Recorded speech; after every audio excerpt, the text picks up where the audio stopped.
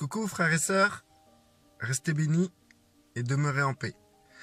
Donc comme par hasard, je vais parler du sujet du pardon, il m'arrive plein de délires quoi, comme par hasard. Les relations humaines c'est vraiment la chose là qui prend vraiment la tête quoi.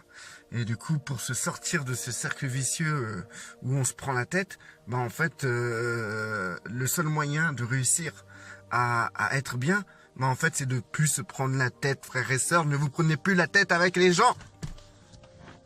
Vous savez, pardonner c'est quelque chose qui n'appartient pas de l'ordre de l'humain. Il y a l'humain qui pardonne, mais le monde humain dans lequel on peut y trouver le pardon, c'est juste des pardons émotionnels. Ça vole pas plus haut. Des pardons intellectuels, ça vole pas plus haut. Le véritable pardon appartient au Christ, appartient à notre Seigneur, appartient à notre Père. C'est à travers le pardon que le Père nous accorde grâce à Christ que le véritable pardon peut, l'essence du véritable pardon peut émaner de nous. Je vais vous expliquer tout ça, ça va être clair. Mais le pardon, pourquoi les gens ont du mal à pardonner, c'est tout simplement parce qu'ils font référence à leurs émotions. Mais tu peux pas être en colère envers quelqu'un, avoir la haine envers quelqu'un ou la colère envers quelqu'un et lui pardonner. De manière émotionnelle, c'est impossible. Et si tu y arrives, c'est que tu te voiles la face. Sur le coup, tu es sur le coup de l'émotion, tu vas dire ouais, je pardonne. Mais quelques temps après, quelques minutes après, ou quelques heures après, les pensées de ce que la personne t'a fait revient et ça te déstabilise encore émotionnellement et tu te retrouves encore dans la rancune envers cette personne et le pardon s'est envolé quoi en fait. Le pardon, ce n'est pas un sentiment, frères et sœurs. Le pardon, c'est pas que tu ressens maintenant, que tu peux pardonner. C'est pas ça le pardon, frères et sœurs. Ça, c'est juste le contrôle d'une émotion envers une personne. T'es pas, comment dire, si tu étais en colère envers une personne et d'un coup tu comprends, t'analyses, tu fais en sorte de ne plus être en colère envers la personne, ce n'est pas lui pardonner, frères et sœurs. C'est simplement que ton émotion a changé envers cette personne. C'est pas parce que d'un coup tu n'es plus en colère que tu as pardonné, frère.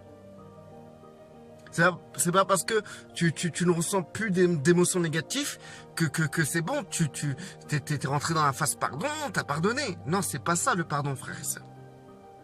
Le pardon, quand je parle du pardon qui vient du Père, c'est qu'il a fallu un sacrifice, il a fallu qu'il donne son fils, il a fallu que son fils se fasse tabasser, insulter, cracher dessus, fouetter, il devait être, il s'est fait épiner, je sais pas si ça se dit, mais il a reçu la couronne d'épines. Qu'est-ce qu'il y a eu encore? On s'est moqué de lui, on l'a mis à poil, on l'a mis sur la croix, on l'a crucifié. On lui a percé les mains, on lui a percé les pieds. On lui a percé le côté. On l'a humilié. Et il est mort. Il a fallu ça pour que le Père nous pardonne. Donc vous comprenez que le pardon n'est pas une émotion, frères et sœurs. Le pardon selon le ciel, ce n'est pas une émotion. C'est un acte, frères et sœurs. C'est un acte. Quelle que soit l'émotion, quel que soit le fait que tu es en colère ou que tu n'es pas en colère ou quoi que ce soit, le pardon n'est pas un changement de sentiment envers l'autre. Le pardon est simplement un acte. Et cet acte, prenons l'exemple de notre Père qui nous a pardonné. Cet acte, c'est qu'il a effacé les ordonnances qui nous condamnaient. Donc, parlons d'ordonnances, frères et sœurs. Nous avons une longue liste d'ordonnances qui nous condamnait devant Dieu. Et lorsque nous sommes venus vers le Seigneur Yeshua, nous avons cru à son sacrifice, à l'œuvre que le Père a établie sur terre, sa seule et unique justice pour tous les hommes. Lorsque nous avons cru en cela, le Père a effacé à travers Christ, son Fils, lors de sa mort, les actes qui nous condamnaient. Et que celui qui croit en ça est tout simplement pardonné. Toutes les ordonnances qui nous condamnaient sont déchirées, effacées, éliminées. Donc, c'est-à-dire que le Père malgré qu'il est conscient de qui tu es, de ce que tu as fait et de ce que tu fais, malgré qu'il sait très bien ton hypocrisie, ou il sait très bien que parfois tu es totalement faux envers ton prochain, eh ben le Père a décrété dans cet acte-là qu'il te pardonnait. Il a effacé les ordonnances qui te condamnaient. Et Christ a dit aux disciples, il a dit comme ça, que à qui vous pardonnerez les péchés, je pardonnerai. Et à qui vous ne pardonnerez pas les péchés, je ne pardonnerai pas. Donc, c'est-à-dire que si nous pardonnons, le Père pardonne. Mais qu'est-ce qu'il pardonne, le Père? Puis c'est à nous qu'il a fait du mal. Les gens nous font du mal à nous, pas au Père. Donc pourquoi le Père va pardonner ces gens-là de nous faire du mal? Ça nous concerne, nous, frères et sœurs. C'est des ordonnances que les gens ont contre nous. Toutes les personnes là, frères et sœurs là, qui sont contre vous là, qui vous maltraitent, qui se moquent de vous, qui vous font du mal. Toutes ces personnes-là, toutes les mauvaises actions qu'ils font envers vous, c'est des ordonnances qui les condamnent. C'est des ordonnances qui portent envers vous. Et vous, pour pardonner, il ne faut pas énumérer toutes les ordonnances, tous les trucs qu'ils ont dans leur ordonnance pour dire voilà, ça je pardonne, ça je pardonne, ça je pardonne, ça je pardonne, ça un peu moins parce que je ressens encore de l'amertume en moi, ça un peu moins parce que bon, je suis un peu rancunier, tu sais, j'ai un peu de mal à pardonner, tu vois. Le pardon, frère et sœurs, c'est pas une émotion, je le répète, hein. C'est pour ça que les gens perdent leur temps là avec leurs émotions là. Ils sont là en train de dire ah, j'arrive pas à pardonner, c'est dur. Je les comprends qu'ils n'arrivent pas à pardonner. S'ils comparent leurs émotions au taux de leur pardon, là, dans ces cas-là, franchement, je pense qu'ils ont pardonné personne au fond. Hein. Et bon, pour vous dire, frères et sœurs, à l'image du Père, le véritable pardon, l'essence même du pardon qui est céleste, c'est que en réalité, vous effacez les ordonnances que les gens ont envers vous. Si une personne t'a fait du mal, il a une ordonnance envers toi. Et lui pardonner, c'est totalement l'effacer. Et tu peux effacer une ordonnance et ressentir encore de l'amertume. Tu peux effacer une ordonnance que quelqu'un a contre toi et sentir de la colère encore. Mais ça, c'est plus le problème de la personne. C'est plus le problème de Pierre-Paul Jacques. C'est ton problème à toi. C'est à toi de gérer tes émotions maintenant. C'est à toi de te calmer à l'intérieur. C'est pas parce que tu ressens de la colère envers quelqu'un que tu l'as pas pardonné. Non, parce que devant le Père, si devant le Père, tu dis clairement que tu effaces l'ordonnance envers cette personne, cette ordonnance qu'elle a contre moi là. L'ordonnance qui la condamne à cause du mal qu'elle m'a fait, bah je l'efface cette ordonnance. Et ben le Père ne peut ni plus ni moins effacer cette ordonnance. Et cette personne-là ne rendra pas compte du mal qu'il t'a fait, puisque cette ordonnance a été effacée. Comme toi, ton ordonnance a été effacée. C'est pour ça que Christ a dit, il a comparé le fait que le Père nous a pardonné et que si nous ne nous pardonnons pas, nous ne serons point pardonnés, quoi. Donc du coup, c'est parce que le Père nous a pardonné que nous devons pardonner. C'est-à-dire que nous devons pardonner à l'image du Père, à l'image du même pardon que le Père nous a donné. Et donc le Père nous a donné un pardon effectif et total, c'est un acte, c'est qu'il a effacé les ordonnances qui nous condamnaient malgré que nous sommes mauvais, frères et sœurs. Donc les personnes, même si vous les pardonnez, la plupart des gens, ils s'attendent à quoi? Ils s'attendent tout simplement que les gens changent. Oui, il faut qu'ils changent et je le pardonnerai. Ou, ah, il a changé donc je le pardonne. Non, ça soit comme ça. Parce que si le Seigneur attend que tu changes pour qu'il te pardonne, fais-moi confiance, tu seras jamais pardonné. De toute ta vie, tu seras jamais pardonné. Et même si après tu vis après ta vie, tu seras jamais pardonné. Donc du coup, le pardon est effectif sur un acte. Sur cet acte d'ordonnance effacée. L'ordonnance qui nous condamnait, l'ordonnance qui nous condamnait a été effacée. L'ordonnance qui condamne les autres en cause du mal qu'ils t'ont fait, tu l'effaces. Au nom de Yeshua, j'efface l'ordonnance de Pierre, Paul et Jacques. Toutes ces personnes-là qui m'ont fait mal, j'efface complètement leur ordonnance. Ils ne me doivent plus rien. Seigneur, s'ils ne me doivent rien et que moi je pardonne, toi aussi, tu les pardonnes, car Christ a dit, je pardonnerai à ceux envers qui vous pardonnez.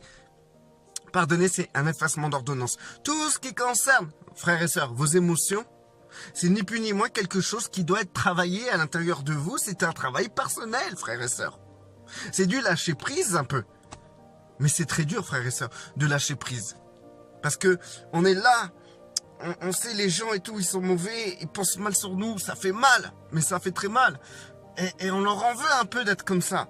Mais j'efface cette ordonnance du fait qu'ils pensent que je suis quelqu'un de mauvais ou que je suis quelqu'un qui leur a fait du mal. S'ils pensent ça, ils pensent ce qu'ils veulent. Moi, j'efface l'ordonnance, hein, le mal qu'ils me font là, je l'efface. Ils me doivent rien. Le Seigneur va rien faire contre le mal qu'ils me font. C'est réglé pour moi. Je vais maintenant marcher dans le Seigneur et me reposer un peu, chercher du repos pour que je puisse aller mieux dans mon cœur, frères et sœurs. C'est comme ça qu'il faut agir. C'est comme ça qu'est le pardon. Le pardon est un acte et pas une émotion, frères et sœurs. C'est un acte, c'est pas une réflexion, c'est un acte. Et cet acte, c'est ni plus ni moins que on a le pouvoir, frères et sœurs, d'effacer les ordonnances qui les condamnent à cause du mal qu'ils nous font. On a le pouvoir d'effacer cela. Et ça donnera quoi? Ça donnera que ces gens-là ne rendront pas compte à Dieu du mal qu'ils nous ont fait. C'est déjà pas mal, frères et sœurs. C'est énorme. C'est énorme. C'est énorme. Parce que c'est quoi l'acte que le Père a permis pour que nous soyons pardonnés à travers Christ? C'est que nous ne rendrons pas compte du mal ou des actions mauvaises ou de nos péchés ou de notre perversité devant le Père. Nous ne rendrons pas compte de cela parce que cela a été effacé. Donc les gens ne rendront pas compte si nous effaçons aussi leur acte qui les condamne, leur ordonnance qui les condamne. Et puis, excusez-moi, hein, mais il y a un peu de l'abus aussi, hein, dans le fait il y a des gens, tu vas leur dire des choses, hein, tu vas leur dire, oh écoute, si tu fais ça, c'est pas trop bien, il faut pas que tu fasses ça. Et la personne elle va faire quoi? Tu te mêles de mes oignons là? Pourquoi tu te mêles de mes oignons? Mêle-toi de tes oignons. De quoi t'es qui pour me dire que c'est pas bien ce que je fais et tout? Donc les gens ils vont se sentir insultés, piégés, meurtris parce que tu leur dis, tu oses leur dire que c'est pas bien ce qu'ils font. Donc ils vont être vexés et donc ces gens-là, qu'est-ce qu'ils vont faire? Ils vont aller vers le Seigneur, ils vont dire Seigneur, je pardonne cette personne, cet odieux personnage qui a osé me contredire, Seigneur. Souvent c'est ça, frères et sœurs.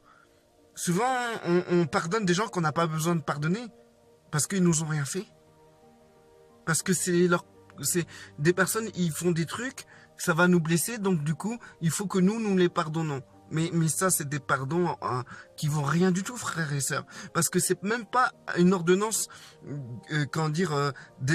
qui les condamne, parce qu'ils vous ont fait du mal. C'est plutôt vous qui êtes fragilisés et que le moindre petit pet de travers, ça vous fait mal. Et ça, frères et sœurs, il faut en prendre compte aussi. Parce que souvent, vous avez du mal à pardonner des personnes que vous n'avez pas besoin de pardonner, hein.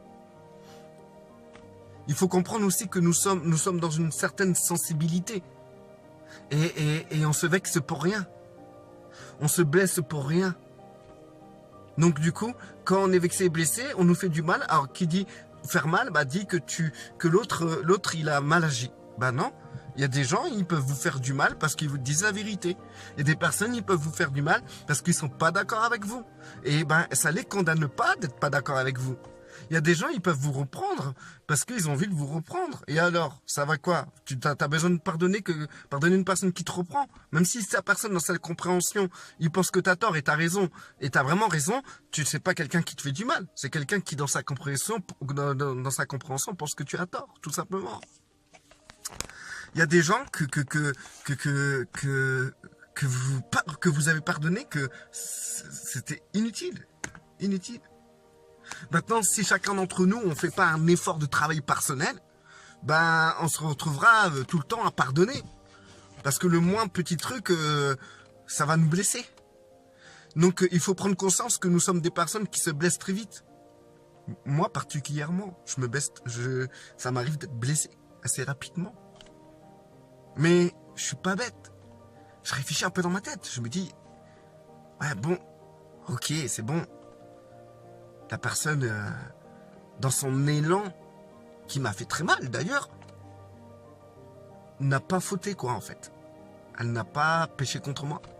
Elle a pas voulu me faire du mal. Vous savez que parfois, les gens ils viennent vers vous, ils n'ont pas la pensée de vous faire du mal, mais la manière dont ils viennent vers vous, ça vous fait mal. Mais c'est pas eux t'as pas besoin de leur pardonner ces gens-là.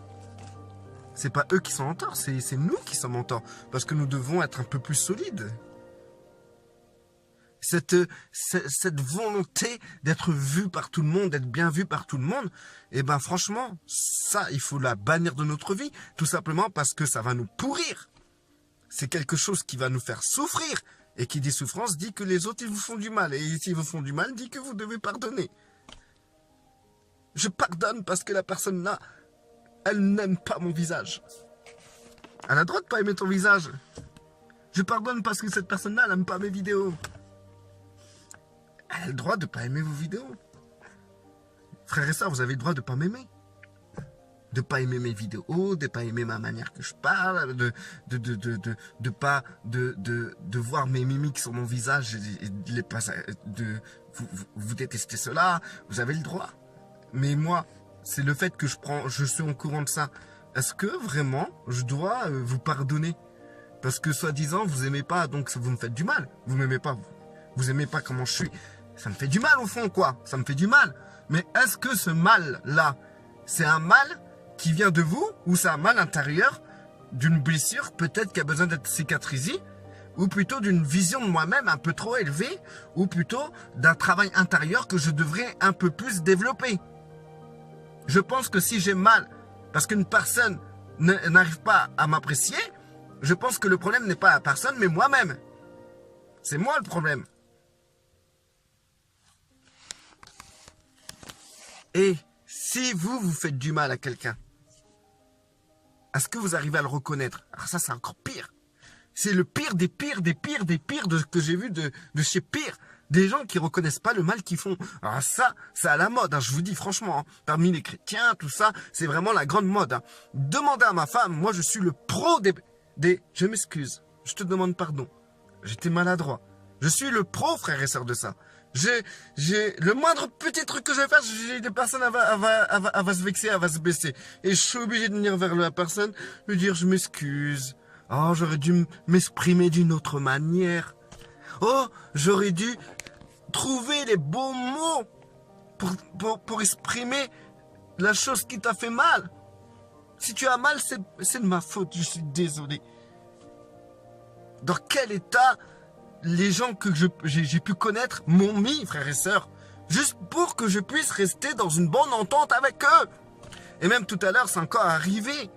J'ai même demandé à une personne si demain soir, elle veut jouer à la PlayStation 4 pour que nous puissions parler un peu, etc. La personne, elle a fait quelques petits chichis. Dans ces cas-là, moi, c'est tout ça. Je dis, bah, c'est tout. Voilà, j'ai essayé de revenir vers la personne. J'ai sûrement été maladroit. Pourquoi elle m'en veut? Parce que j'ai dit mon opinion sur ce qu'elle faisait. Une simple opinion. C'était même pas un jugement, c'était une opinion. Et surtout parce que je m'inquiétais pour cette personne. Donc je me suis excusé. La personne était blessée, attention. Elle était blessée, donc je me suis excusé. Et encore d'autres exemples encore. Dans quel état, qu'est-ce qu'on oblige à faire parmi nos frères et sœurs? On oblige nos frères et nos sœurs à se rabaisser comme des chiens devant nous parce qu'on a été vexés, frères et sœurs. Vous vous rendez pas compte quand même de la gravité de la chose? Quand même.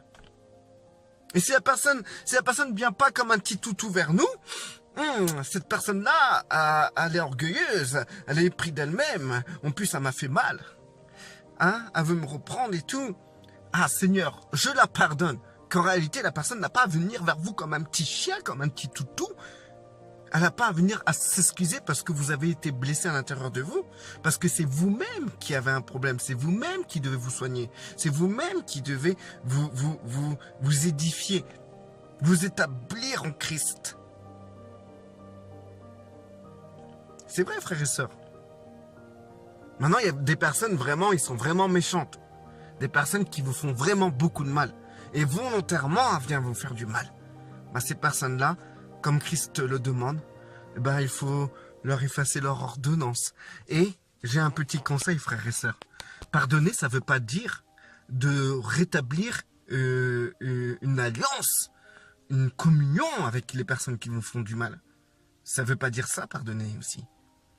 Pardonner, c'est effacer une ordonnance qu'une personne a contre vous pour qu'elle ne puisse pas être jugée, pour qu'elle puisse être graciée du mal qu'elle vous a fait. À l'instar du Père qui a effacé l'ordonnance qui nous condamnait à travers son Fils. Mais par contre, frères et sœurs, il y a des gens, on ne peut pas être avec, c'est tout, c'est comme ça. Et donc, si vous faites du forcing pour être avec ce genre de personnes qui sont tout le temps en train de vous faire du mal ou vous blesser volontairement, à force, je pense c'est tout que vous devez demander pardon un peu à votre corps, à votre esprit, à votre estomac, parce qu'en fait, vous vous mettez vous-même dans des circonstances dans des circonstances stressantes. Vous vous mettez dans des situations très compliquées, très difficiles, qui vous amènent face à des gens ou dans un environnement qui vous pourrit, frères et sœurs. Donc à vous de voir là où vous devez mettre les pieds. À vous de savoir avec qui vous voulez continuer le cheminement ou pas. Vous allez dire, mais non, mais c'est pas chrétien, il faut pardonner, il faut supporter tout le monde, blablabla. Moi, je tiens à vous dire, moi, quand je lis la Bible, j'ai vu que Paul, ça lui plaisait pas d'être avec, je sais plus si c'était avec Esther, avec Marc, hein, je pense. Hein. Il voulait pas être avec Marc, hein. Donc il s'est pas pris la tête et dit à Marc, tu viens pas avec nous, tu me laisses tranquille, tu vois, dégage. Il y a même son collègue, c'est Barnabas, je pense. Je sais plus c'est quoi son... Qui était avec lui, qui a dit, si tu prends pas Marc, bah moi je viens pas avec toi. Et ben, Paul, qu'est-ce qu'il a dit? Il a dit, bah dégage.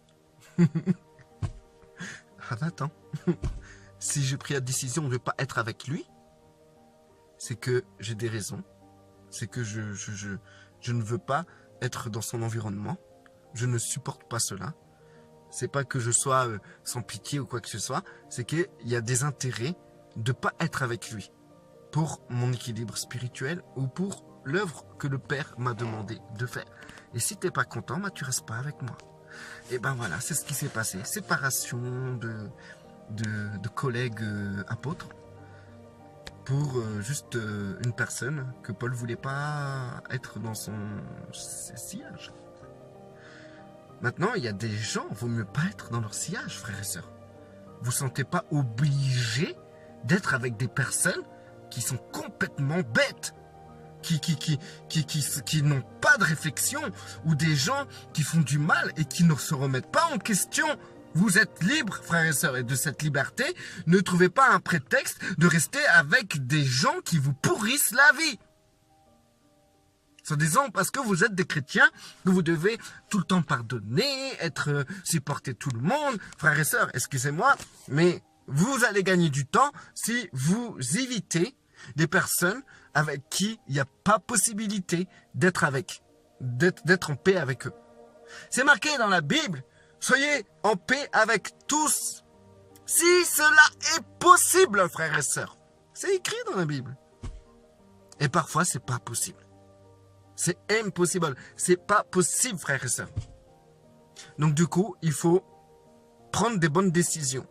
Nous sommes des adultes, nous sommes des gens qui sont capables de réfléchir, nous sommes des gens qui sont capables d'avancer, de comprendre, de dire, de réagir, nous devons être réactifs dans nos décisions avec notre environnement et les gens qui nous entourent, frères et sœurs. Il faut arrêter de se faire bouffer. Sinon, vous avez passé votre vie à pardonner toujours les mêmes personnes. Qu'en réalité, il faut tracer votre vie, votre chemin. Je vais arrêter là parce que je dois aller travailler. Mais en gros, j'ai bien eu la pression en moi avant de faire cette vidéo. Hein. Punaise, c'est incroyable quoi. Franchement, comment les gens ils peuvent être tellement trop épris d'eux au point que tu es obligé de faire un petit chien t'excuser parce que tu les apprécies, tu les aimes et tu as envie d'être dans leur présence. Eh ben, s'ils veulent pas de ma présence, tant pis qu'il en soit fait ainsi, je m'en porterai mieux. Car le Saint-Esprit est avec moi, sa présence seule compte. Restez bénis, frères et sœurs. Puis j'ai une formidable petite famille avec eux, je ne m'ennuie pas.